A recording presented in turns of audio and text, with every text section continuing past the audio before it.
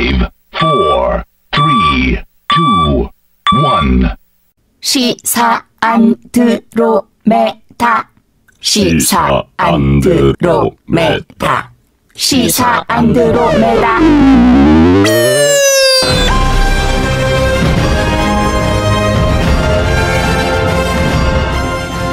주파수 94.5MHz YTN 라디오 공식 팟캐스트 시사 안드로메다 21번째 방송 시작하겠습니다. 저는 진행을 맡은 이동경 작가고요. 박지훈 변호사, 홍상희 기자도 나오셨습니다. 네, 안녕하십니까. 안녕하세요. 자, 이제부터 뭐 본격적 연휴가 시작됐다. 네. 이렇게 볼 수 있어요. 두 분 이 긴 연휴 동안 특별한 계획이라도 있습니까? 놀아야죠. 놀아요? 쉬어야죠.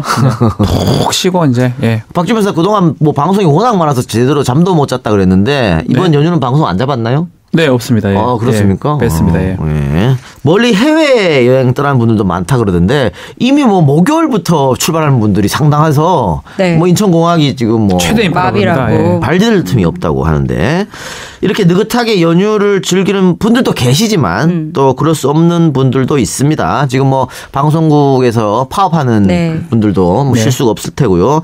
MB 블랙리스트와 관련해서 수사를 하고 있는 검찰, 검경도 마찬가지겠고요. 모실 겁니다. 아마 법원도 박근혜 전 대통령 재판 모실 겁니다. 아마. 그렇죠. 예. 그래서 오늘 시사 안드로메다에서는 연휴지만 연휴 같지 않은 연휴를 또 즐길 것 같은 한 분을 저희가 또 어렵게 모셨습니다. 모셨어요. 어렵게 모셨습니다. 시사 안드로메다가 선정한 이번 주 최고의 안드로메다인은 블랙리스트 2관왕에 오른 바로 이분입니다. 주간 안드로메다. 본부는 응답하라. 응답하라. 본부는 응답하라. 응답하라.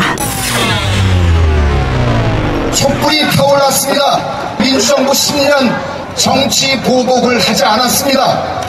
70년대 유신체제, 80년 광주, 그리고 87년 6월항쟁까지 얼마나 많은 사람들이 죽었으며 얼마나 많은 사람들이 고문받고 투옥당했습니까?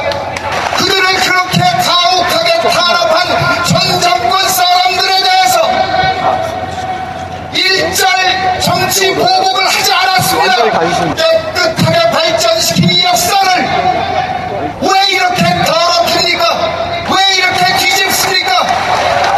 그 역사적인 책임을 어떻게 지겠단 말입니까? 네, 배우 문성근 씨 나오셨습니다. 안녕하세요. 반갑습니다. 축하합니다. 이렇게 새 프로그램 진행됐고 또 인기도 많이 얻고 있다 그래서 누구보다 반갑습니다. 아유, 감사합니다. 감사합니다. 저 생활은 됩니까? 출연료가 좀 짜지 않습니까 여기? 뭐 괜찮습니다. 아니 뭐 10위 안에 들면 보너스가 보너스인가? 아니요, 출연료를 올려드렸어요. 올렸습니다. 이거 저는 이거 처음 올렸습니다. 이미 봤습니다. 올렸습니까? 실제로 약속을 지켰습니다. 그래서. 50% 올렸어요. 아니 3위 안에 들면 그럼 더 올려줍니까? 자신 있습니까? 내가 나와서 3년에. 아니 제가 나와서 올릴 수는 없을 것 같고 남자가 역시 올릴 텐데. 네. 아니 그 연극할 때도 보면 관객이 꽉 차면 만원 사례라고 해가지고 네. 봉투에다 진짜 10,000원을 넣어서 이렇게 나눠줍니다. 모든 사람들에게. 그런 식으로 여기도 1등을 하면 1등 사례 이렇게 회사에서 좀 신경 써줬으면 제가 참 그러면 좋겠습니다. 3위 안에 들면 또 네. 건의 드릴게요. 좋습니다. 또 뭐가? 사실 이런 얘기는 우리 입으로 하기 좀 그렇거든요. 예, 민망한데. 게스트가 나와서 해주시니까 너무 감사하고요. 지난번에 배우 남태우 씨가 출연해서 그 문성근은 이관왕인데 자신은 나는 삼관왕이다. 자랑을 하고 가셨어요. 자랑을 하면서 약간 문성근을 폄하하는. 근데 여기 이제 블랙리스트 이관왕이 박근혜 정권 블랙리스트에다가 지금 또 밝혀진 이명박 네. 정권의 블랙리스트. 남태우 씨 뭐 어떤 게 또 있대? 김기춘 블랙리스트. 김기춘 블랙리스트 하나 있습니다. 아 따로 있어요. 예. 대구 그 동성 아트홀 극장을 지원하지 말라. 네. 여기 김기춘 씨의 말이었는데 거기까지서 삼관왕. 저는 윤석양 명단에 있었는데. 예전에 꼭 시절에. 그러면 타이네요. 삼가당이네. 삼가당 타이네요. 그러니까요. 이따 오시면 말씀드려야겠네요. 그때 기무사 사찰이었었지 않습니까? 보안대인가 보안사인가? 보안사. 예. 보안사 이병 윤석양 이병이 그걸 들고 나왔죠. 근데 당시 그 윤석양 이병 사건 때 뭐 야당 정치인 또 뭐 진보적 인사만 사찰한 게 아니고 당시 여당 인사도 사찰했었거든요. 그래서 문제가 있었는데 지금 국정원에서 나오는 얘기 보면 지금도 똑같아요. 네네네. 지금도 그렇죠. 당시 여당 인사까지 사찰했는데. 홍준표, 권영세, 그렇죠. 안상수 다 들어가 있죠 지금. 예. 그러니까 세상이 바뀌어도 그쪽 집단은 바뀌지 않은 것 같은. 그렇죠. 유신 때 그 세계관에서 살고 있으니까 이런 어처구니없는 일들을 하는 거죠. 근데 이제 이명박 블랙리스트에 뭐 올라왔는 게 이제 밝혀진 건데 예상은 하고 있었지 않습니까? 네, 이미 실행되고 있는 걸 알았죠. 저는 이제 2008년 10월에 그 출연 정지가 됐고요. SBS, KBS, MBC, CJ 이렇게 단 한 번씩 다 경험을 했거든요. 그러니까 한 번 이제 그 출연 금지가 되면 그 구성원들이 다 아는 거죠. 저 사람 못 쓴다. 그다음부터는 쭉 안 되는 거고. 그래서 2008년 10월부터 방송은 못 하는 걸로 알고 살았습니다. 그럼 10년 동안 방송 못 하신 거예요? 예, 9년? 9년. 근데 그때 당시 SBS 드라마 신의 저울에서 네. 이렇게 정의로운 검사 역을 맡고 계셨는데 네. 드라마 도중에 중단이 되신 거예요? 아니면 끝나고? 아니 끝난 다음에 압박이 왔는데 그게 저는 그래서 처음에는 제가 나쁜 역을 할 때는 별로 신경 안 쓸 수도 있잖아요. 네. 그렇죠. 네. 근데 이제 정의로운 사람을 하니까 뭐라 그러나 이런 생각도 처음엔 조금 하긴 했었는데 네. 좀 지나서 뭐 이창동 시도 터지고 등등 하는 거 보니까 아니구나 이게 아예 대놓고 하는구나라는 생각을 했죠. 특히 참여정부 때 조금 관계했던 사람들은 뭐 모든 분야 정부에 참여했던 정무직 이 사람들 뭐 가족들까지 싹 다 뒤졌죠. 네.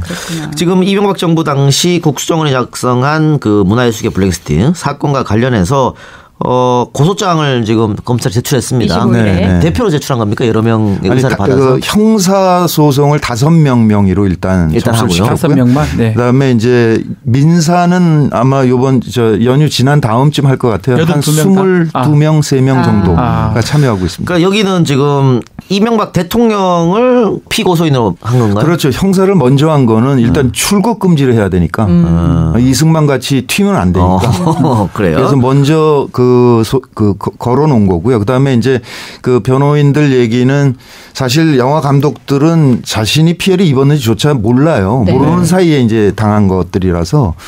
그래서 그렇게 피해를 입증하지 못하는 분들이라 하더라도 그 명단에 들어있다는 사실만으로도 국가 배상을 위자료 네. 청구할 수 있다고 그러더라고요.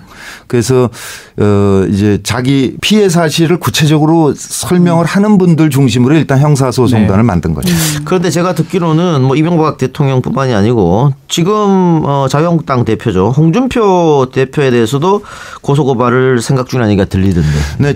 지금 그분이 두 MC가 영어인인 시절로 네. 두 MC가 참여정부 시절에 문화계를 장악하고 네.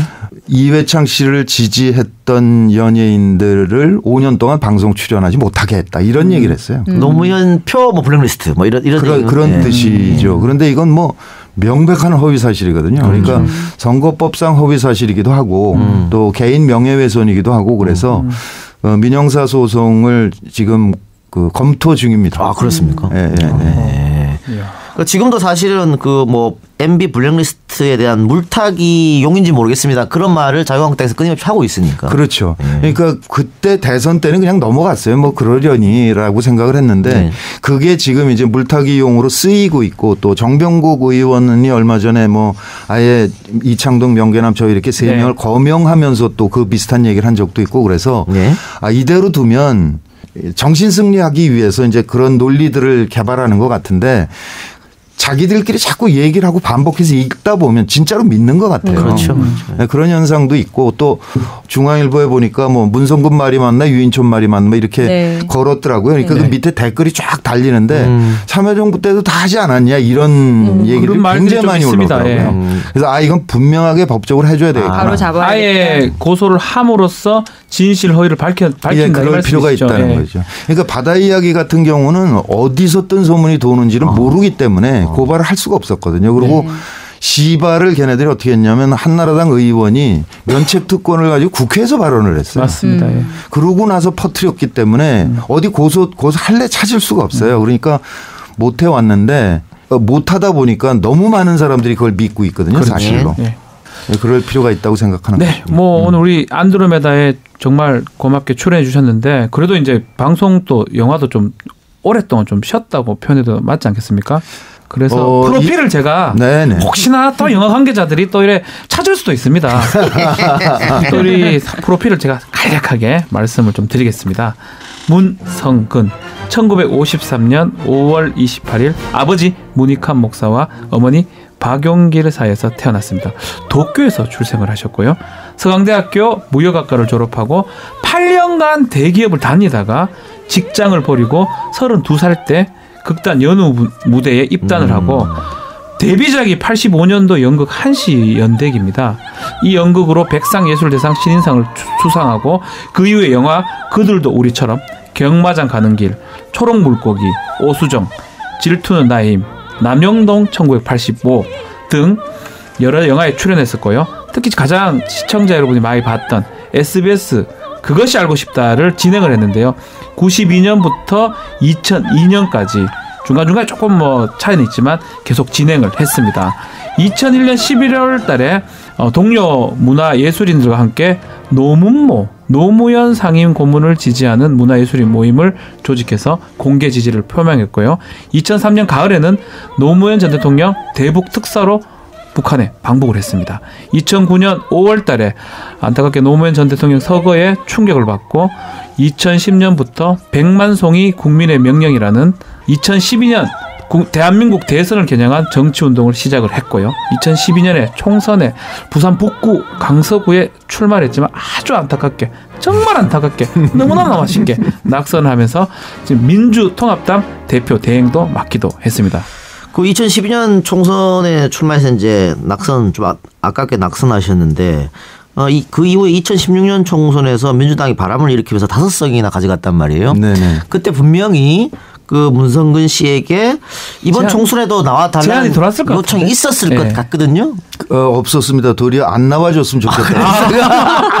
그러니까 부산 선거판이 이를테면 친노 비노 또는 종북 이런 거 그런 프레임에 걸릴지 모른다라는 걱정을 후보들이 한 측면이 있었고, 근데 그게 결정적이었던 건 아니고요.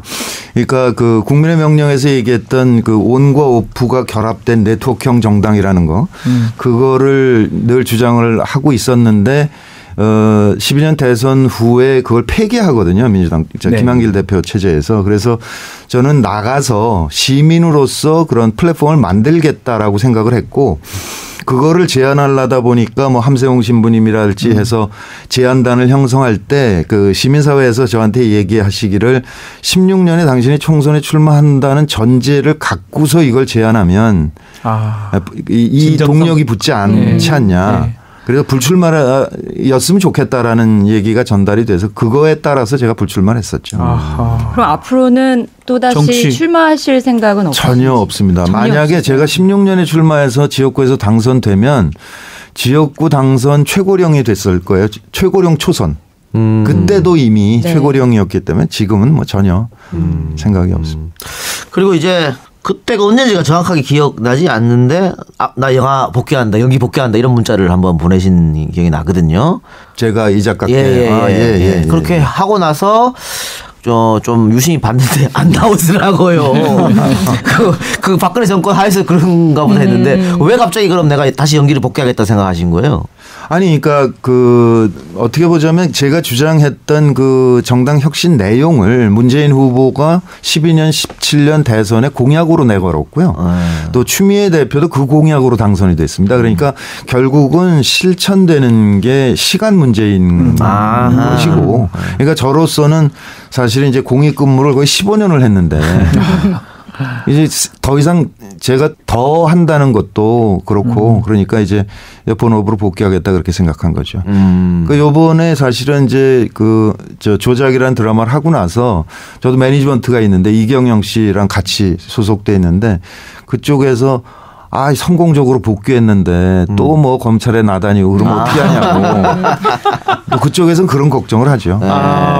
그 조작에서 어떻게 보면 또 권력을 탐하는 그런 역할이었지 않습니까? 그쪽이 좀 더 맞아 보입니다. 오히려 그런 역할을 좀 많이 하시다 보니까. 제가 조선일보의 본질을 알기 때문에 하기가 굉장히 쉬워요. 그러니까 한창 탐사보도 전문기자로 이름을 날리다가 확 돌아서 가지고 그 권력층에 편입이 돼서 그쪽에서 편안하게 사는 그런 인물은 주변에서 너무 많이 보지 않습니까? 요새도 매일 보고 있고요. 네. 그러니까 쉽죠.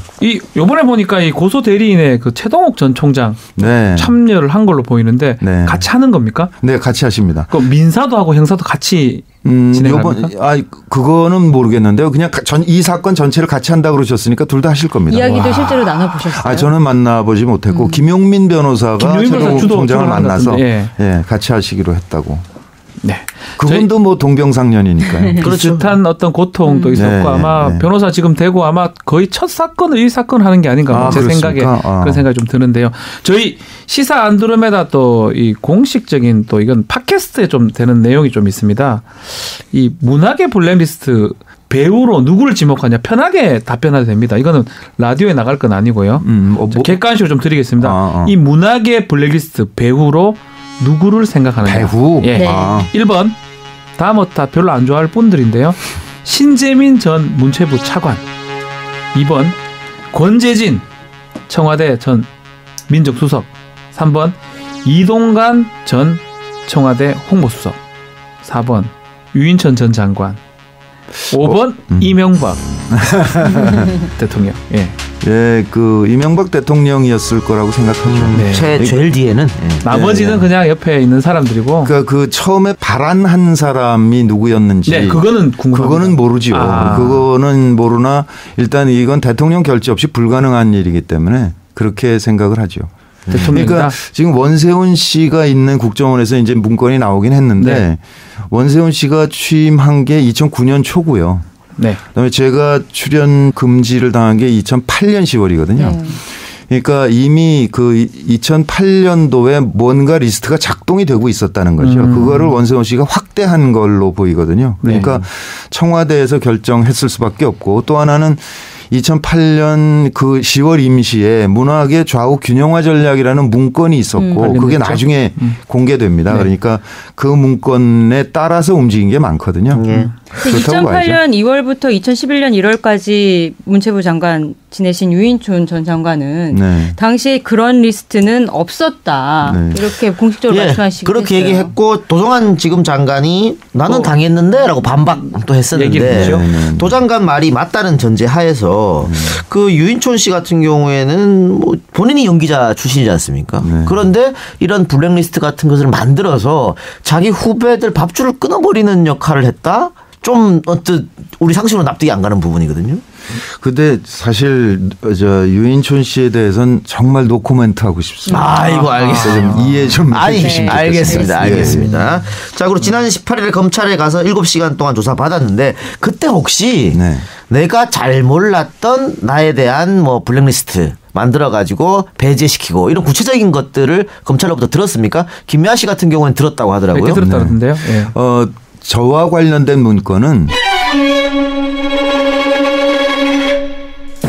국민의 명령 와해 공작에 집중되어 있는 거였습니다. 그리고 2011년 상반기 중에 3개 문건으로 조사를 받은 거거든요. 그러니까 그 이전이나 11년 이후 또는 12년 총선 때 뭐 어마어마한 공작을 했을 텐데 그런 내용들에 대해서는 아직 문건이 안 나온 거죠. 그러니까 아마 국정원 TF 안에서도 문건이 너무 많아서 지금 그야말로 찾아가면서 찾아지는 대로 이렇게 전달되고 있는 것이 아닌가 그런 생각이 들어요.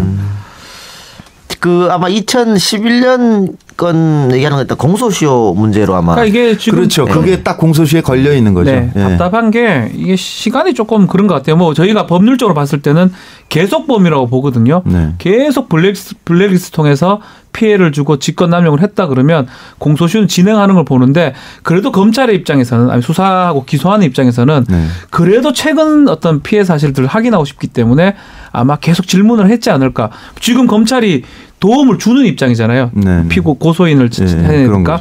그래서 검찰에서 좀 유기적으로 자료를 갖고 이거 혹시 아느냐라고 물어봐야 될 것 같은데 뭐 그런 것들은 없었나요? 일단 그 문건만 집중해서 얘기를 하더라고요. 그래서 저도 그 얘기를 했죠. 이거는 시기적으로 한정돼 있지만 국정원이 직접 공작한 부분만 지금 조사가 되고 있는 거다. 그러니까 이 리스트가 만들어져서 문화부로 해서 영화진흥위원회라든지 KBS, MBC, 뭐 SBS, CJ 등등 공영과 민간 영역까지 다 내려갔고 그래서 바닥에서 이제 피해를 발생시켰는데 그 과정에 대한 것은 전혀 지금 수사가 되고 있지 않다. 그러니까 이거를 전모를 하려면 확대해야 된다라고 말씀을 드렸는데 뭐 동의를 하는데 일단 공소시효도 문제고 또 하나는 인력이 부족하다고 하소연을 하더라고요. 아니 두 부를 합쳤다고 제가 들었는데요. 저도 저를 조사한 분이 외사과예요. 외사과요? 외사과 분이 합류해 있는 거예요. 급한 대로. 사람이 그 모자라나? 방금 이제 백만송이 국민의 명령 그 활동을 이제 조직적으로 방해하는 그런 말씀하셨는데 이거 활동할 때마다 극우단체 어버이연합 등 이런 데서 반대 시위하고 있었잖아요. 네, 그랬었죠. 근데 지금 보니까 그게 국정원으로부터 지원을 받아서 했다는 것이다. 그렇죠. 그 문건을 검찰 조사 때 직접 보셨습니까? 그렇죠. 그러니까 1인 시위를 그러니까 국민의 명령 앞과 제가 속해 있던 매니지먼트 회사 앞에 가서 1인 시위를 20회 해라. 추선이 어버이연합 800만 원. 그다음에 사무실 앞에서 대규모 시위를 2번 해라. 어버이연합 추선이 800만 원 이렇게 돼 있더라고요. 기가 막힌데. 그 혹시 그때 막 사람들 1인 시위 할 때 설마 국정원 이런 거 전혀 생각 못 하셨죠? 아니 어버이연합을 주로 전경련이 지원할 거라고 생각을 했죠. 네. 그리고 이건 분명히 지원받고 나와서 하는 일이다라는 거는 알고 있어. 자발적은 아닐 것이다. 짐작이 너무나 쉬운 거니까. 국정원이 아니고 전경련이라고 생각한 거죠. 예, 그랬던 거죠. 그런데 국정원이 직접 했던 거죠. 사실 제일 충격받은 것은 그 합성 사진에 대해서 나치 합성. 네, 이런 합성 사진을 만들어 뿌리겠다라고 결재를 받은 게 아니고 합성 사진이 그 문건 안에 붙어 있어요. 프린트 돼 있어요. 그러니까 국정원 직원이 그 합성 사진을 만들어서 결재를 받은 거예요. 그 사진 때문인가 일단 그 무성은 씨가 이명박 정권은 그냥 일베 정권이다. 그런 이렇게 거죠. 표현했는데 네. 이 사진도 맨 처음에 일베에 올라와서 퍼진 거 아닙니까? 어디라더라? 일베는 아니고 다른 사이트처럼 DC 인사이드에 맨 처음에 올리라고 돼 있죠. 그러면서 이 사람들이 그 보면 그 공작을 하라 그러면서 바로 밑에 칸에 뭐가 있냐면 보안 방법 이렇게 해가지고 IP 추적 피하는 방법이 써 있어요. 뭐 와이파이에서는 안 되고 그래서 뭐. 그래서 서버가 외국에 있는 데를 타고 들어가라. 그다음에 대포폰을 써라. 그다음에 국내 거주 외국인의 명의를 써라. 이런 식으로. 지령이네요. 그러니까 자기네들이 이거 범법 행위를 하고 있는 걸 너무 잘 알고 한 거죠. 네. 국가기관에서. 근데 그날 7시간 조사를 받으셨어요. 그러니까 들어가시기 전에 기자회견 하시고 뭐 몇 마디 하신 거 저도 봤는데 7시간 조사 받고 나오신 다음에 이게 심경이 어떠셨을까? 오히려 약간 더 이렇게 화가 나셨을 수도 있다는 생각이 들더라고요. 어떠셨어요? 아니 사진만 알고 들어갔다가 그 공작이 정말 치밀해요. 그러니까 저를 사실 뭐 제가 쓴 글이나 말에서 공격점을 찾기가 어렵거든요. 네. 국가보안법 위반을 한 적이 없으니까 저는. 그러니까 집안이 종북이다라고. 종북 DNA를 가진 자이다라고 이 말이 됩니까 거기? 그러면서 SNS에 올려라. 그다음에 찌라시에 싣도록 하라. 인쇄물에 인쇄해서 거리에서 뿌려라. 그다음에 뭐 회원 집단 탈퇴시켜서 와해시켜라. 뭐 이런 것들이 있으니까 그냥 확 지나가죠. 국민의 명령 때 그 어버이연합이나 이런 쪽에서 방해당했던 일들이 쫙 지나가고 그런데 이제 그것도 화가 나지만 사실은 답답한 거죠. 이게 그렇죠. 10분의 1도 안 나왔는데 저만 해도 제가 당한 거 10분의 1도 아닐 텐데 이게 그러니까 지금 그 방송 금지돼서 방송마다 다 그렇게 저에게 통보를 했을 때는 그게 다 있었을 거 아니에요. 그렇죠. 그러니까 지금 최승호 씨는 잘랐다 그러고 업적이 실적이라고 보고를 했다는 거잖아요. 그러니까 그 실적 보고 문건이 또 많이 있을 거라는 거죠. 그러니까 아직 이게 10분의 1도 안 나온 거고 그래서 정말 빨리 KBS MBC가 정상화돼야 된다. 그래서 이 전모를 밝힐 수 있어야 된다라는 거고 또 하나는 이렇게 참혹하게 국격을 떨어뜨렸는데 그렇죠. 이명박 대통령은 여전히 원세훈 뒤에 숨을 거냐. 특히 이게 이제 국가 예산을 허투루 쓴 부분에 대해서는 최고가 무기라 그러더라고요. 맞죠. 예. 국고 손실죄라 그러고 국고등 손실죄. 국고 손실죄. 특가법상에. 특가법상. 그러면 그게 이제 그 일정 금액 이상이면 무기인 거잖아요. 네, 그럼 원세훈 씨 100% 무기인 거잖아요. 원세훈은 지금 4년이 받아놨잖아요. 베이직으로. 네네. 추가 떠서. 계속 추가가 떠가지고. 네. 막 3개 정도 혐의가 더 있는데 무기까지 아마 가능한 상황이 아닌가 생각이 듭니다. 글쎄, 그러니까요. 지금 이제 김관실 씨까지 나왔으니까 두 사람 중에 누가 먼저 자백을 할지는 모르겠으나 결국은 어디선가 나올 거고 나올 거 아니에요. 그러면 그냥 덮어쓰고 무기를 살 건지 아니면 사실대로 고백을 하고 5년으로 살 건지 본인들이 결정해야 되겠죠. 한번 여쭤봐야 될 것 같은데 또 MB 포토라인 씁니까? 아니 전 쓸 수밖에 없을 거라고 생각해요. 이게 지금 다 나오고 있잖아요. 그 근거들이 다 나오고 있어서 물론 그분이 워낙에 뛰어난 분이라서 꼼꼼하셔서 문서에 서명 안 하셨겠죠. 그렇죠. 그리고 뭐 최승호 씨 문건에 VIP 보고 뭐 이렇게 돼 있지만 보고됐는지 모르겠으나 난 본 적 없다. 그렇게 얘기하겠죠. 난 기억 없다. 이렇게 할 거 아니에요. 변호사들하고 그렇게 상의를 하겠죠. 지금. 그런데 정말 국가 지도자를 했던 사람이 이렇게 비겁해도 되냐 이거예요. 그만큼 이제 검찰의 역할이 중요할 것 같은데 지금 검찰 수사에 대한 기대는 하고 계세요. 어느 정도 밝혀줄 거라고 기대를 하고 계신지. 그 검찰이 그동안 그 이명박근혜 9년 동안 국민들께 어떻게 보였는지 본인들이 잘 알잖아요. 그 왜 공수처를 만드는지 본인들이 아는 거 아니에요. 자신들의 명예 회복을 하려면 전모를 밝히려고 노력을 해야죠. 근데 뭐 중앙정보부가 하도 나쁜 짓을 많이 해서 이름 안기부로 바꾸고 근데 안기부가 여전히 중정 같은 일을 해서 이제 국정원으로 바꾸고 새롭게 태어난다고 해서 했지만은 여전히 똑같은 일을 해서 참 있을 수 없는 일을 벌였는데 그 검찰 조사 받기 전에 기자들 앞에서 김기류 씨 얘기를 했었어요. 김기류 씨. 김기류 씨. 그리고 그 이후에 김기류 씨가 SBS 그것이 알고 싶다 나와서 심경 고백하고 정말로 자살 시도까지 했었다. 이렇게 해서 많은 사람들의 눈시울을 적시게 만들었는데 김기류 씨가 이렇게 힘들어했다는 것을 오래전부터 그러면 그 문성근 씨는 알고 이렇게 있었던 거네요? 몰랐었어요, 사실은. 그렇습니까? 예전에 그 처음에 그 쇠고기 촛불 때 이제 김기류 씨가 뭐 글 써서 한창 공격당한다는 사실은 그때 알고 있었는데 중간에 어디 딴 데서 만났을 때도 그 사건과 김기류 씨를 연결을 못 시키고 있었고 근데 이번 사건 후에 사실은 저랑 아주 가까운 분이 전화를 했더라고요. 그러면서 김기류 씨가 자기한테 전화를 했다.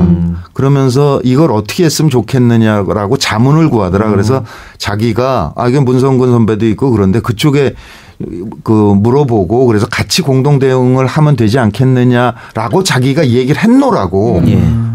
전 진짜 배우로서 복귀하고 이제 조용히 있을까 저 별로 생각을 안 했죠. 이 사건도 늘 당하는 거니까. 그런데 그러고 나서 김기류 씨의 그 당한 얘기를 듣기 시작을 한 거죠. 그랬더니 이건 내가 맞는 수밖에 없겠구나.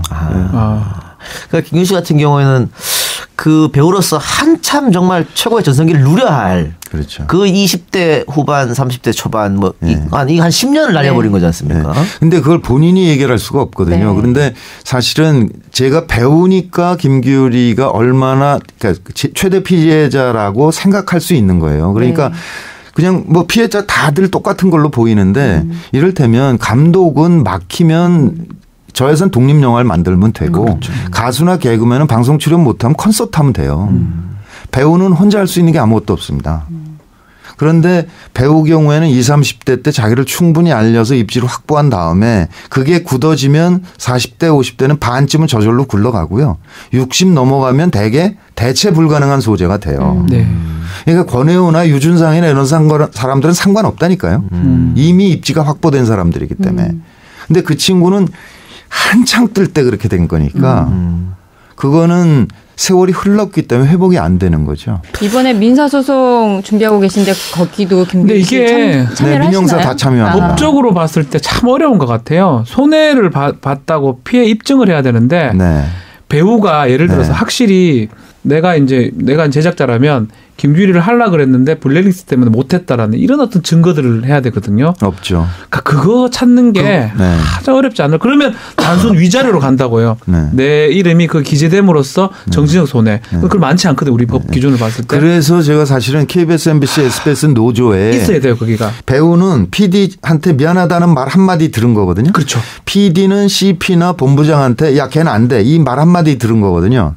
그러니까 각자 자기가 들은 것 경험한 거를 다 제보를 해줘야 그러면 증거가 될 수가 있습니다. 전체가 모아질 수가 그렇습니다. 있는 거죠. 그래서 노조에게 자체 조사를 좀 해달라, 자체 제보를 좀 받아달라 이렇게 얘기를 했고요. 그다음에 또 하나 방법은 이게 이제 블랙리스트가 지금 11년이라고 만약 친다면 11년부터 7년이 작동이 됐다.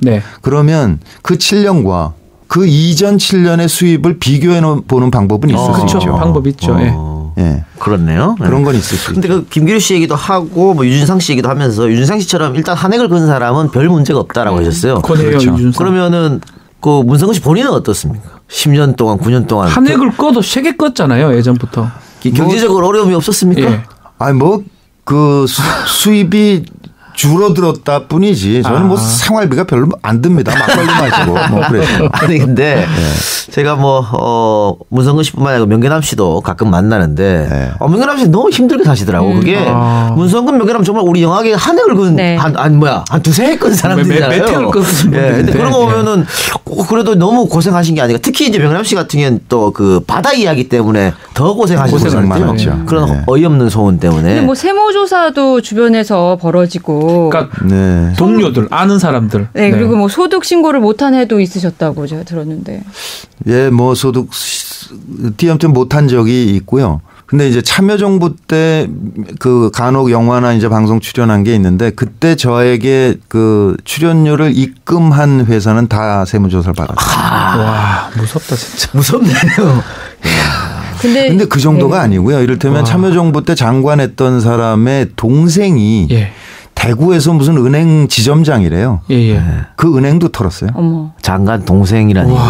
근데 일반 시청자들은 그걸 상상할 수가 없는 게 그것이 알고 싶다도 굉장히 오래 하셨고 각인되는 영화가 많으니까 이런 블랙리스트가 작동을 해서 뭐 생계가 어려울 정도로 힘드셨다는 거는 사실은 일반인들은 알 수가 없고 그렇게 생각도 못했고 상상도 모르는 곳에서 이루어지는 거죠. 그 뭐 등산 다닌다든가 이러면서 밥집이나 이런 데서 시민들 많이 뵀는데 인사가 다 그거죠. 아, 요즘 왜 이렇게 안 보이세요?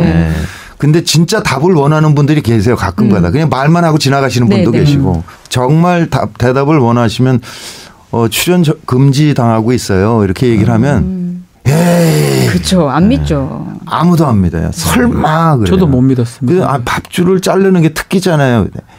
그다음에 기분 나빠해요. 그 현 정부를 모함한다라는 느낌을 받는 거죠. 그러니까 아마 요번에들 많이 확인을 하셨을 거예요. 얼마나 폭력적이었나. 일 없을 때 산 굉장히 많이 하셨죠?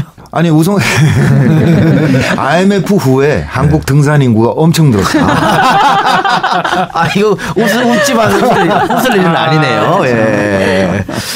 그래요. 알겠습니다. 자, 그러면은 여기서 라디오 방송은 마치고 팟캐 버전으로 한번 이어가 볼까요? 팟캐 버전은 조금 더 편안하게 말씀을 하셔도 될 것 같습니다.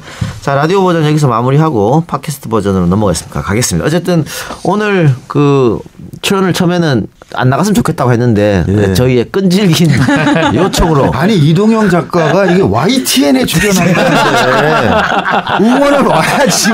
세상이 많이 바뀌었습니다. 감사합니다. 그리고 얼마나 그동안 헌신적으로 일을 해왔는지 잘 알잖아요. 그러니까 감사합니다. 응원 참 번호 감사합니다. 그럼 우리 저 라디오 청취자들에게 한마디 인사 한번. 라디오? YTN 라디오. 네. 좀 오랫동안 못 뵀는데요. 앞으로 자주 만날 수 있으면 좋겠고 또 한편에 민주공화국 시민으로서 책무는 이렇게 게을리하지 않으려고 노력하겠습니다. 늘 행복하십시오. 감사합니다. 라디오 우리 엔딩곡을 항상 출연자분에게 요청하는데 혹시 엔딩곡 추천할 곡이 있습니까? 그대 오르는 언덕 한번 들어볼까요? 그대 오르는 언덕. 알겠습니다. 뭐 의미가 있습니까? 문목 추모곡입니다. 그렇군요. 자, 그러면은 모니카 목사 추모곡 그대 오르는 언덕 들으면서 저희는 라디오 버전은 마무리하고요. 팟캐스트 버전으로 또 돌아오겠습니다. 들어주신 여러분 대단히 감사하고 출연해주신 문배우 고맙습니다. 감사합니다. 버려진 사선 원곡은 YTN 라디오 매주 토요일과 일요일 밤 11시 20분에 확인하세요. 신사숙녀 여러분과 함께하는 시사 안드로메다.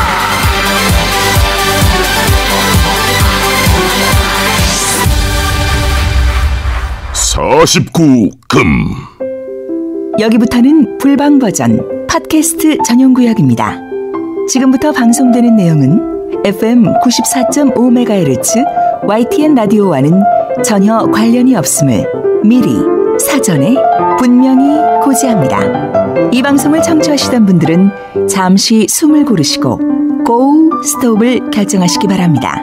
특히 도덕성이 남달리 투철하신 분들, 순진무구하여 비속어와 욕설에 익숙하지 않은 분들, 심신미약자, 빈속, 임신부, 노약자, 고혈압, 컨디션 안 좋으신 분, 비위약하신 분들은 주의하시고 꼰대들은 절대 사절합니다.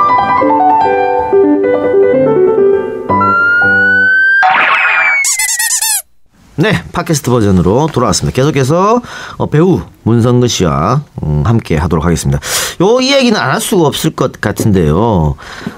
부부싸움 끝에 노무현 전 대통령이 스스로 목숨을 끊었다. 이거 뭐 허위사실 유포, 자유한국당 정진석 의원. 그래서 뭐 노건호 씨가 일단은 사자 명예훼손이죠. 고소했습니다. 고소한 상태고 또 김경수 의원 같은 경우에도 뭐 이번에는 뭐 사과 같은 거 바라지 않겠다. 끝까지 법적으로 간다.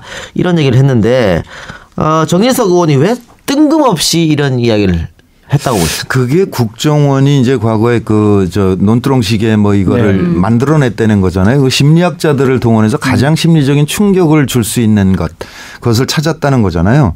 그러니까 제 합성 사진도 그렇지만 그 노 대통령 그 부분을 하면 심리적으로 영향이 있다라는 것이 국정원이 한 활동하고 있는 동안에 분석된 내용이 아닐까? 그런 생각이 들어요. 그러니까 그걸 꾸준히 활용을 해온 거죠. 네. 자신들의 결집을 위해서 써왔는데 근데 조금 지금 시대가 바뀌었고 이를테면 가장 호감 가는 전현직 대통령을 물었을 때 그렇죠. 노무현 대통령이 50%를 넘었거든요. 박정희 대통령도 50% 넘은 적이 없거든요. 그런 이게 변화된 상황을 인식하지 못하기 때문에 그때 그 버릇을 그냥 하는 것 같아요. 그러니까 제가 이명박 정권이 일베 정권하고 수준이 같은 거 아니었나. 네. 근데 사실은 화이트리스트의 일베를 얼마나 지원했는지 정말 확인해 보고 싶어요. 했을 것이다라는 심증은. 네. 네. 네. 그런데 자기들끼리 일베를 보면서 그 안에서 자꾸 하다 보니까 논리를 찾다 보니까 이게 잘못된 정보가 반복돼서 입력되면서 사실을 믿어가는 그런 것도 있는 것 같고 그러니까 지금 의원들이 사고 치는 게 대개 그 일베 수준의 그 논리들을 자꾸 노출시키는 거 아닌가 그런 생각이 들죠. 정진석 자유한국당 의원의 그 막말 퍼레이드라고 해도 되겠죠. 계속 이어지는데 댓글 공작의 원조는 노정권이다. 노정권이다라는 얘기도 하셨어요. 그러니까 그건 공무원에게 실명으로 정책 토론에 응하라는 뜻으로 노무현 대통령이 지시했던 건데 네. 그것과 이 알바를 하고 국가기관이 조직적으로 댓글 다는 거하고 비교하는 건 어불성설이죠. 그것이랑 똑같은 거죠. 그 문재인 대통령이 공개적으로 기업 총수들을 불러서 만났잖아요. 그런데 그때 자유한국당에서 박근혜 대통령이 기업 총수 만난 거랑 뭐가 다르냐 똑같거든. 비밀리에 만난 거랑 공개리에 만난 거랑 다른 것처럼. 그래서 저희가 이제 뭐 라디오랑 팟캐스트 같이 하고 있으니까 정진석 의원께도 나오시라고 나오셔서 얘기를 해주십사 요청을 드리는데 자유한국당에서 안 나오세요. 그러니까 논리가 없는 걸 아는 거죠. 자기들도. 근데 이렇게 너무 말도 안 되는 얘기를 하고 또 정치인이면 본인의 행동을 정치 행위라고 보기 때문에 아마 심각하게 고려를 하고 있을 건데 그렇죠. 생각하고 어처구니가 없거든 일반인들이 봤을 때 아마 정말 수세에 몰린 상황이 아닌가 생각도 들거든요. 또 이런 얘기도 있더라고요. 정진석 의원이 정무수석 출신이니까. 친이. MB인데. 친이는 아니지만. 네. 그 블랙리스트에 관해서 나는 전혀 모른다라고 말할 위치가 아니지 않느냐. 네. 그러니까 박근혜 정부가 붕괴하면서 그 박정희 신화도 크게 손상을 입은 거잖아요. 근데 이명박 정권도 이렇게 그 탈법, 불법, 헌법 파괴가 많았다는 게 드러나게 되면 그렇죠. 자신들로서는 어디 비빌 언덕이 없는 거죠. 이제 이승만 하나 남는 거죠. 그렇죠. 전두환한테 기댈 수는 없는 거잖아요. 그렇죠. 그러니까 그런 초조감들이 지금 이렇게 무리한 수를 부르는 거 아닌가 싶어요. 네, 알겠습니다. 이거 하나 여쭤보죠. 원래 이제 김대중 대통령이 당선되고 나서 원래 김대중 대통령이 문화에 대해서 관심이 많은 분이었으니까 그렇죠. 이 문화 정책에 대해서 지원은 하되 간섭을 하지 않는다. 이 모토를 갖고 왔고 이게 이제 노무현 정권까지 이어진 거 아니겠습니까? 그렇죠. 그런데 이제 그게 9년 동안 이제 사라진 거고 앞으로 문재인 정부는 어떤 이 문화 정책, 문화 방향이 나와야 된다고 봅니까? 그건 뭐 그냥 그 DJ 거를 그냥 복원하면 되는 거죠. 그런데 지금 이제 그 선별 전체적으로 문화 예산이 그 많이 떨어진 측면이 있고요. 또 영화 같은 경우는 아예 국가 예산이 없어진 지 10년이에요. 그러니까 이제 그런 그 예산 복원부터 시작을 해서 뭐 뭐랄까 이제 영화 쪽으로 치자면 독립 영화나 이쪽의 제작 유통 이런 쪽을 많이 활성화 시켜주고, 그다음에 또 하나는 그동안 이명박근혜 9년 넘어오면서 영화계는 소위 수직 계열화라는 게 완고하게 형성이 돼 버렸습니다. 그러니까 영화는 상영업이 있고 투자 배급업이 있고 그다음에 제작업이 있는데 이거를 CJ가 통으로 다 해버리거든요. 그러니까 공정 경쟁이 이루어지지 않고 영화인들이 하부 구조로 떨어졌어요. 그러니까 지금 우리 국민이 워낙에 창의력이 뛰어나기 때문에 버텨나가고 있는데 지금과 같이 이렇게 하부 구조로 떨어진 상태가 상당히 지속되면 굉장히 위험해질 수 있죠. 그러니까 이 시장 환경을 개선하는 것. 이것이 문재인 정부가 꼭 해야 되는 일이라고 생각합니다. 그런데 현재 국회 구성으로는 그다지 가능성이 높진 않다고 보기 때문에 투표 잘해야죠. 네, 알겠습니다. 그러니까 국뽕 영화 얘기를 한번 물어보고 싶어요. 네. 국뽕 영화 같은 것 좀 어떻게 생각하십니까? 뭐 애처로운 노력이죠. 발버둥이고. 근데 이제 한두 개는 성공을 했죠. 인천 상륙작전, 연평해전 이런 거? 연평해전은 관객이 좀 왔죠. 예. 국제시장은 아주 크게 흥행을 했고, 근데 그런 소문은 영화계 MB 때부터 파다하게 돌았어요. 야구를 우리가 북경에 가서 우승한 적이 있었잖아요. 네네.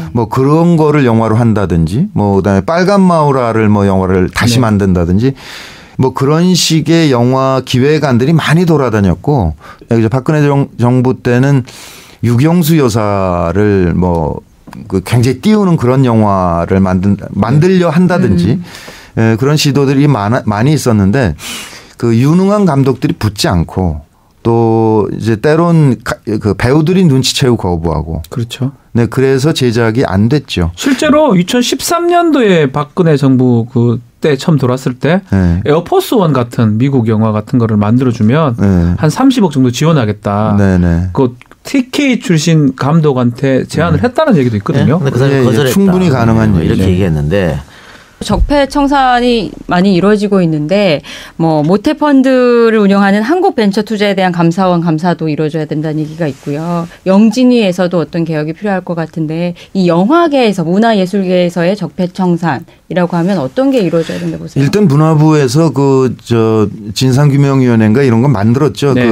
박근혜 블랙리스트 9,000명 나왔을 때 MB 거 나오면서 거기까지 확대를 하고 있고 그 안에서 이제 여러 가지 얘기가 나오고 있는데 모태펀드 같은 경우는 이제 국정원에서 투자 배급사 그러니까 CJ 메가박스 이쪽에 정기적으로 방문하면서 이제 압박을 늘 하고 있었다는 거고요. 그 바깥에 있는 게 모태펀드거든요. 그러니까 정부가 한 10분의 1 정도 돈을 넣고 90%는 민간이 넣어서 이제 한 300억 규모로 돈을 만든다 그러면 투자 심사 회의를 하는데 과거에는 정부 쪽에서 발언을 안 했어요. 간섭한다는 느낌이 들기 때문에. 근데 박근혜 정부 때는 아예 간사를 보내서 발언을 하기 시작을 했죠. 그러니까 이를테면 송강호 러닝 개런티가 왜 이렇게 많어?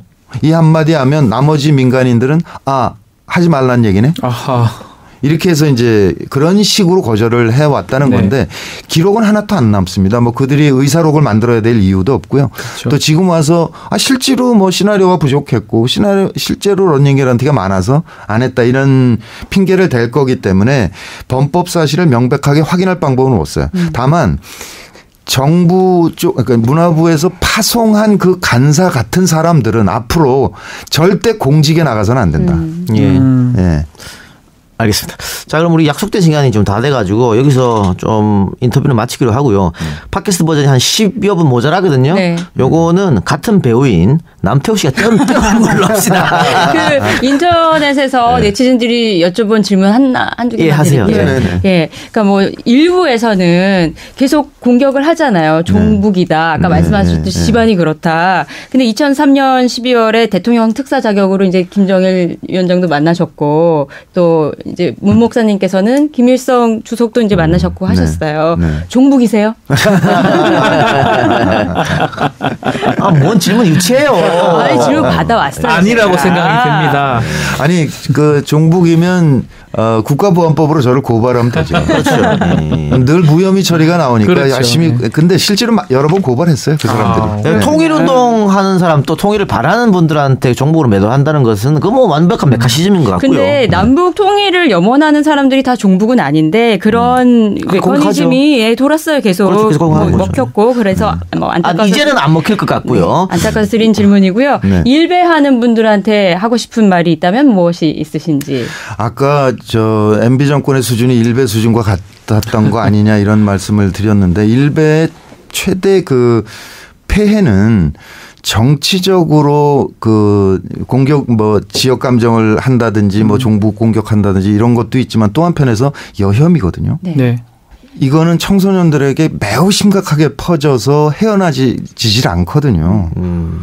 그래서 지금 김규리 씨가 지금도 공격받고 있어요. 그렇죠. 예. 피해자임에도 불구하고 그거는 그 여혐에 기대고 있는 게 굉장히 많습니다. 그래서 이거는 그 누가 지원을 했는지도 검토를 해야 되지만 이런 사이트는 정말 그냥 내비두는 게 옳은 것인가 심각한 논의를 해봐야 될 그렇죠. 거라고 생각해요. 예, 폐쇄할 수 있는 그런 동감하고 네. 아니 뭐 소라넷 같은 것도 폐쇄시켰으니까. 폐쇄했잖아요. 아, 그랬죠. 네. 마지막 질문 있어요. 네.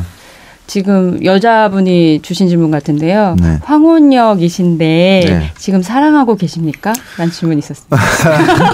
제가 대신할까요? 네. 사랑은 늘 하시는 분이에요. 아니 저 친구한테 농담처럼 그럽니다. 내 죽거든 화장해라. 아마 사리가 여러 개 나올 거다. 그럼 현재 준비하고 계시는 작품 있습니까? 아 그런 말씀해 거는 주십시오. 없습니다. 좀 사실 그걸 해야 되는 틈에 지금 이 이거 학교 하고 과정 때문에 있네요. 뛰어나와가지고 예. 요즘 잘 못하고 네. 있습니다. 곧 또 연락이 오지 않을까. 어쨌든 뭐 SBS 그 오랜만에 복귀한 작품은 그래도 괜찮았죠 반응이. 네 괜찮았죠. 예. 앞으로 활약 네. 기대하겠고요. 아쉬워하지 마시고 또 같은 배우인 남태호 씨가 곧 나옵니다. 곧 나오니까 여러분들 아쉬워하지 마시고 일단 그러면은 문배우 보내드리도록 네. 하시죠. 오늘 출연해서 대단히 너무 감사합니다. 예. 고맙습니다. 시사 안드로메다, 시사 안드로메다, 시사 안드로메다, 시사 안드로메다, 시사 안드로메다. 네. 자, 문성근 배우는 이제 가셨고, 네. 너무 우리가 아쉬워서 네. 너무 짧으면 또 항의합니다. 뭐 이렇게 할까 마지막.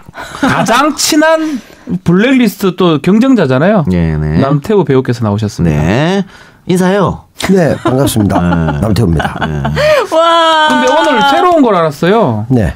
문성곤 배우는 또 그 윤석양 이병 때 블랙리스트가 있었다는데. 본인 상관왕이시래요. 똑같이 상관왕이죠. 아, 맞네요. 그때 네. 있었죠. 그때가 오래됐죠. 웬 개소리냐고 분명히 네, 아까 얘기했어요. 역정내셨어요. 유일한 상관왕 있다고 얘기 앞으로 하지 말라고. 아, 이건 공소시효가 지났잖아요.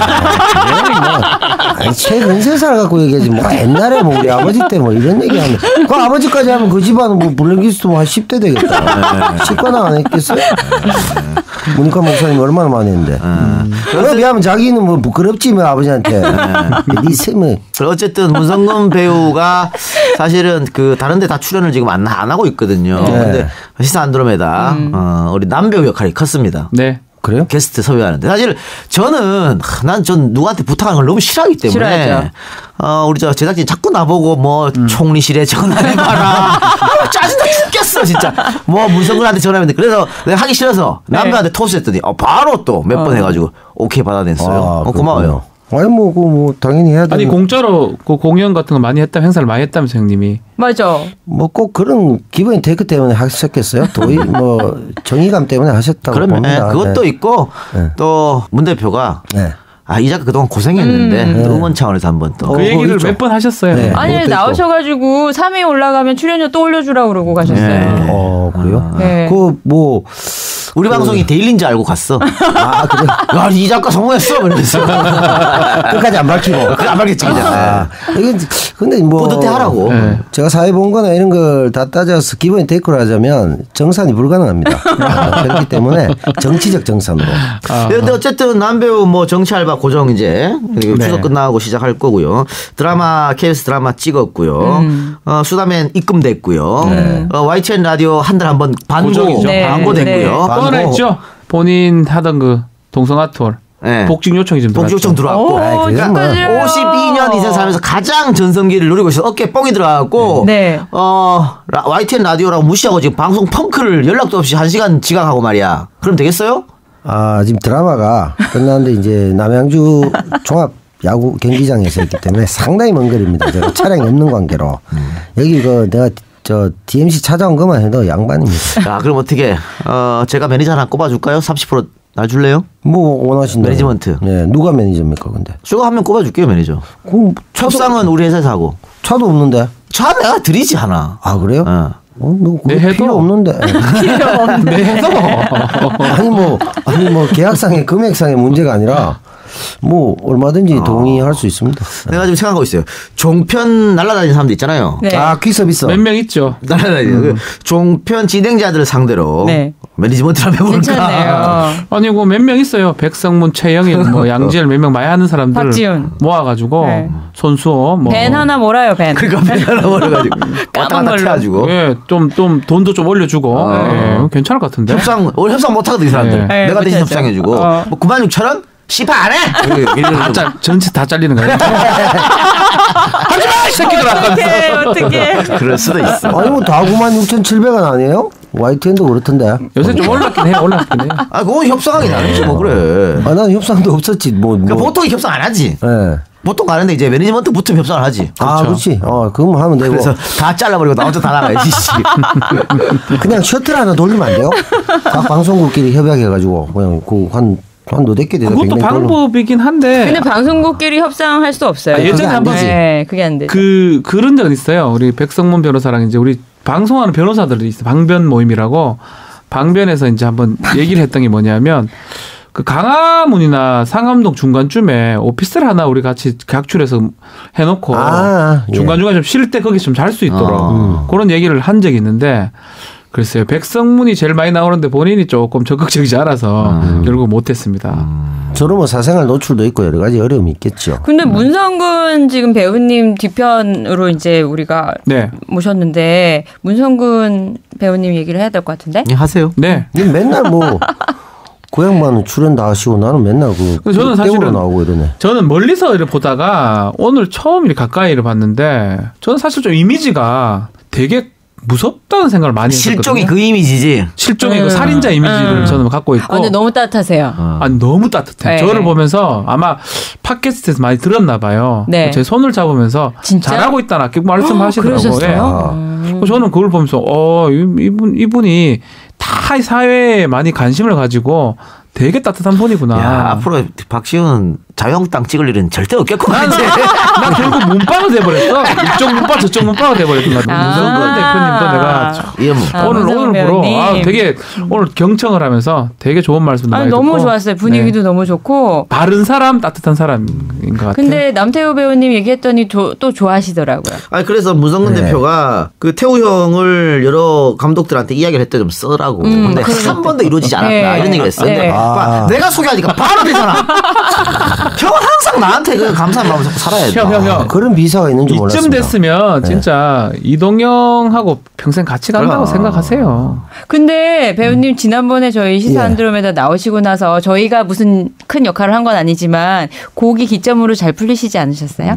그때예요 사실은. 그러니까 그때 블랙리스트 3관왕하고 시사 안드로메다 나오고 빵 터지고 거죠. 빵 터지고 우리 제작진들이 막 웃어주니까 더 좋아가지고 막 개그 오랜만에 연속으로 터지고 했잖아. 뭐 그런 영향인데 이게 터가 좀 좋더라고요. 조금 건물이 웅장하고 이래야 나한테 맞는 것 같아요. 나는 B급은 아닌 것 같습니다.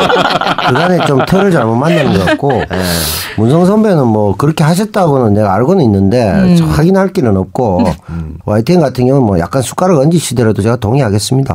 YTN 더 잘 된 거 아닌가? 네, 덕을 많이 봤어요. 네. 그래요. 너무 좋아해 우리 제작진들 홍 기자를 비롯해서. 그거 잘해야 되는데 제가 아무 생각 없이 제가 지금 경황장애가 있어가지고 경황이 계속 없어. 국내에 2명밖에 없다너. 봐 이런 거 있잖아. 서혜순 씨하고 나하고 이런 거 밖에서 막 터지거든. 이게 뭘? 서혜순 씨하고 2명이 경황장애. 경황이 없어 지금 계속 막 정신이 없고. 개그는 맞아. 공황장애를 경황을 해갖고 서혜순 갖다 끼운 거 개그 맞는데 우리는 안 터지거든 이런 거에 대해서. 근데 빵빵 터져 막 이런 거 좋아하나 봐. 이거는 제가 우리 남태우 형님의 개그를 연구를 해본 결과 정말 신중하게 3번 정도 들어야 터져요. 제 같은 사람은 3번 정도 들었을 때 터지는데 우리 제작진들은 한 번 듣고 터지네 이게. 너무 재밌잖아요. 홍 기자도 재밌어 이게. 나 너무 좋아요. 경황장 이게 재밌어 이게. 재밌잖아요. 이 말도 안 되게 재밌어 너무 이게. 참신하고 너무 브릴리언트하고. 소인수 하나 들어가니까 조금 고추장 쓸 만하네. 소인수까지 넣어서 소인수 없어 편집이지 이거 뭐. 그 오시기 전에 사실은 제가 너무 좋아하게 돼서 이 연구를 했어요. 동영상 다 찾아보고 네네. 우리 서종호 팀장과 같이 보면서 뭐라 했냐면 이분은 천재다. 그래요? 결론을 내렸어요. 아니, 아무래도 이제 이 두 분은 막장 개그에 익숙하시고 뭐 제작진은 식자층 개그니까 다르지 뭐. 명확하게 정리된 사실을. 그 다음 주에 식사층 개그로 돼 있더라고 대본에. 깜짝 놀랐어요. 저는. 아 그래요? 안 좋구나. 식자층이에요. 식사층 개그. 경황이 없어요 저희가. 정치 알바에도 뭐 나 나오면 안 듣겠다고 바로 그냥 올라온다던데. 그러니까 그게 이것도 스타일인데 우리는 굉장히 호흡이 빠르거든. 빨리 치고 빨리 땡기고 그리고 듣자마자 터져야 돼. 네. 한 번 생각하고 터지는 거 별로 안 좋아하거든. 근데 이 연기는 일단 느려 호흡이. 네. 그러니까 우리 같은 성격 급한 사람 못 기다려주고 그거를. 또 한 번 생각해야 되니까 우리 생각할 시간이 없거든. 빨리 네. 대발해야 되기 때문에. 네. 그래도 안 받아주는 면도 없지 않아 있죠.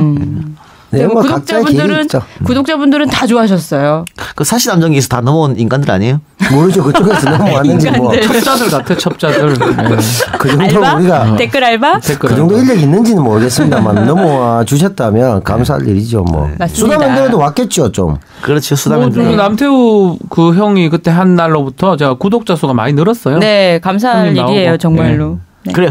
자 그러면은 남배우의 그 문배우 대타 여기까지. 할 말 더 있어요? 아 이게 끝입니까? 끝이야. 사람 불러놓고 뭐 하는 짓이야 이거야. 뭐 아무 내용도 없고. 아니 뭐 형도 블랙리스트 거기는 같이 소송은 어떻게? 강제로 소송하고 있죠. 주요 멤버 한 5명은 형사고소를 했다 그러고 거기에도 다 포함되어 있는데 이 형사고소는 시간을 좀 빨리 해야 되기도 하고 아주 구체적인 팩트가 있어야 돼요. 그렇죠. 예를 들어 방송국 같으면 뭐 무슨 부장이 뭐 좀 출연 가급적 안 했으면 좋겠다 이런 노조에 뭐 묻고 있다 하더라고요. 이런 게 있어야 되는데 영화 쪽은 사실 그게 애매하거든. 그렇죠. 그리고 뭐 지금 영화 같은 경우에 특히 이제 오해 같기도 한데 그 뭐 유명 감독들 있잖아요. 요즘 다 해외 투자거든.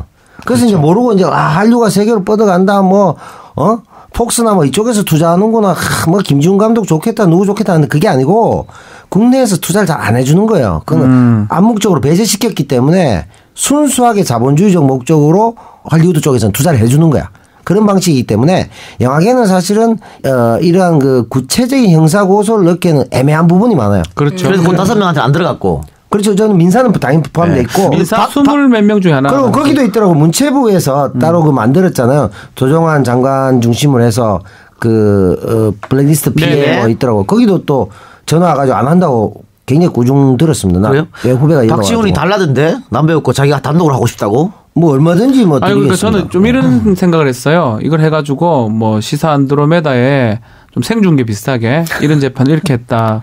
괜찮네요. 했는데 와 나한테는 수다맨 데서 하고 싶다 그러더니 여기서 그러니까 봐. 아니 이 작가 기회주의자 기회주의자가 아니고 니도 수다맨이고 나도 수다맨이고 니도 시사 안드로메다 나도 시사 안드로메다 나는 그러면 요 시사 안드로메다에서 수다맨 단독하면 말이 안 되잖아.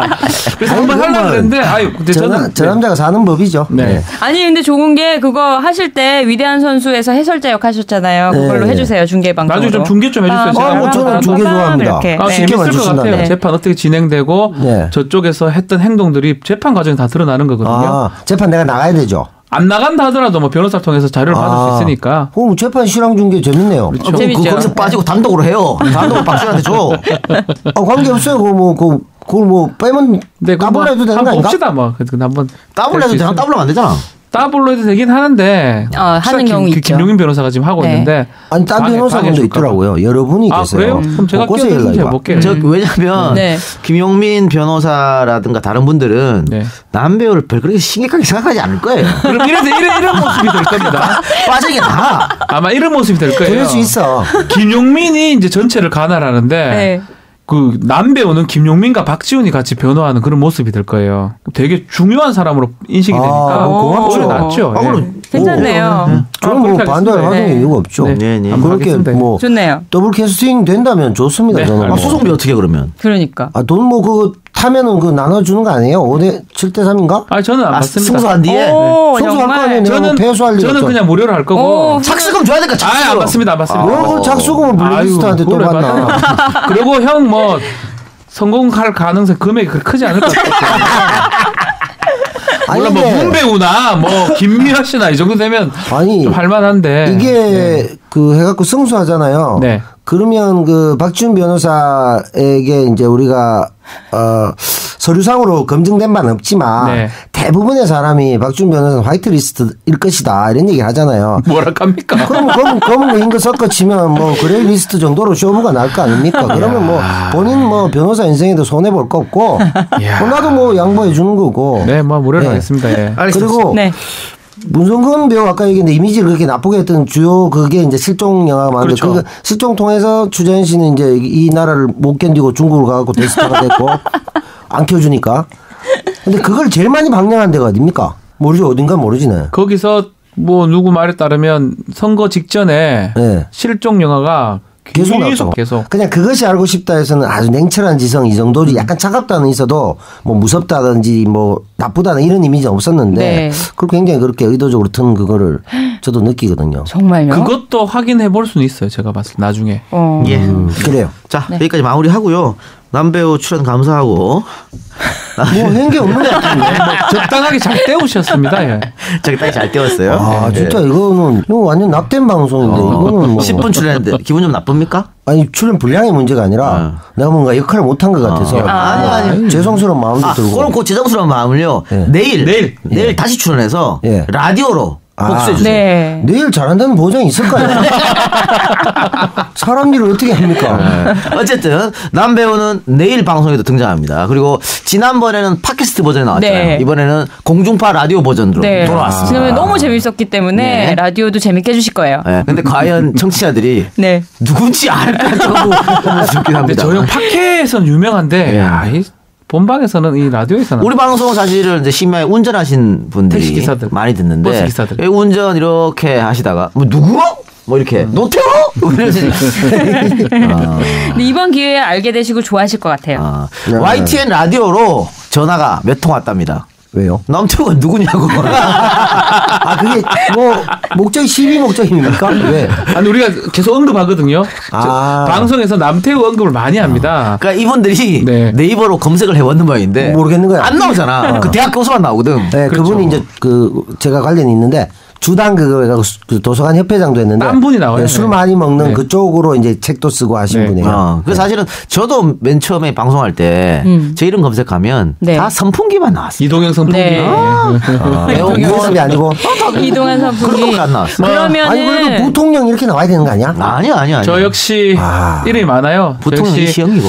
어느 정도 좀 방송에 나왔을 때 1등 자리를 놓친 적이 없는데 박지훈으로 변호사로 놓친 적이 없는데 최근에 원어원 박지훈한테 밀려가지고 지금 밑으로 빠져 있고요. 쪼매난 사진으로 빠져 있는데 더 문제는 뭐냐면 그 원어원 팬들이 아저씨 좀 밑으로 빠져달라고. 정말? 꼴보기 싫다고. 근데 제가 지금 디지털 뉴스 하고 있잖아요. 책임지고 남태우 배우님 네이버 인물 검색에 등록시키겠습니다. 본인이 원하면 할 수 있다고. 할 수 있어요. 네, 맞아요. 내가 귀찮으시니까 제가 대행해서 홍상 기자가 하는 걸로. 반드시. 감사합니다. 그래 또 건조도 있었어요. 포털 이 새끼들 끝까지 날 못 알아봐? 이거 어떤 건조가 있었는데 저도 건조는 안 되더라고. 저도 그 건조 때문에 내가 하지 않고 있거든요. 정말요? 제가 대행하겠습니다. 아니 하지 마세요. 왜요? 근데 그거는 근데 구독자들한테 우리가 의무를 안 하는 거예요. 이게 있어야 되겠다는 생각이 들더라고요. 근데 이거는 구독자분들이 찾으셨을 때 없으면은 이건 우리가 의무를 다하지 못한 거기 때문에. 팟캐스트에서는 뭐 날 모르는 사람이 없으니까. 제가 등록해 놓겠습니다. 박지훈 변호사 댓글에 지금 순댓국 홈쇼핑이나 너무 진짜 안 나갈 데가 없구나. 그런 것도 있어요? 여기 이제 팽현숙 최양락 정말. 부부가 운영한 순댓국집은 제가 친합니다. 그 현숙 누나랑. 그래서 거기서 뭐 좀 먹던 거를 아마 잠시 찍힌 게 아닌가. 좀 잘 먹게 생겼잖아요. 아니 홈쇼핑 방송 나가서 한 거 아니에요? 아니에요. 그냥 거기서 순댓국을 먹었어요. 광고로 화면이 나갔군요. 예. 그래서 제가 아마 먹는 게 복스럽게 먹거든요. 네. 그래서 제가 먹는 게 좀 잠시 찍혔는 게 아닌가 생각이 드는데 글쎄요. 뭐 잘 팔렸다 다행이네요. 네. 알겠습니다. 자 여기까지 남배우 출연 감사하고요. 감사합니다. 여러분들 저희는 내일 또 남배우가 다시 돌아오겠습니다. 기대 많이 해주시기 바랍니다. 지금까지 들어주셔서 대단히 고맙습니다. 감사합니다. 감사합니다. 시사 안드로메다.